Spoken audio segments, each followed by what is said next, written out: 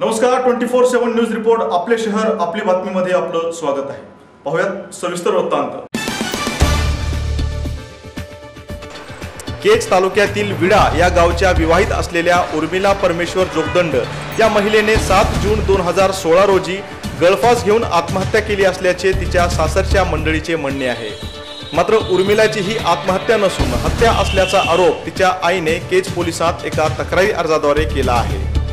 तक्रारी अर्जात सासू द्रौपदी जोगदंड, सासरा बापू जोगदंड आणि नवरा परमेश्वर जोगदंड यांची नावे आहेत। तक्रार मागे घेण्यासाठी आरोपींच्या नातेवाईकांकडून वारंवार जीव घेण्यात धमक्या येत असल्याने उर्मिलाची आई शारदाबाई कदम हे हवालदिल झालेले आहेत।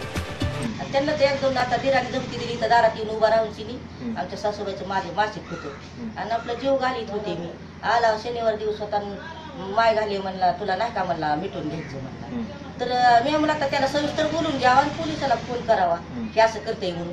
तोरचं बाजार दिसला तिथं पळाला, पुरी गेल्या रोडनं।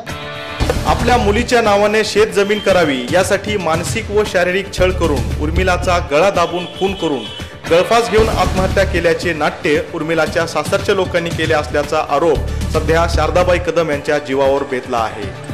मारलेले सासूनं दिरानं सगळी चौघं बी म्हणायचं। सासरा नवरा। काय त्रास होता मुलीला?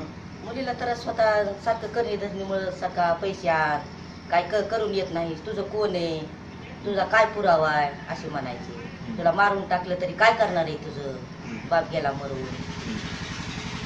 असेच म्हणायचे सारखं। पैसा पाण्यामुळेच होतं सगळं।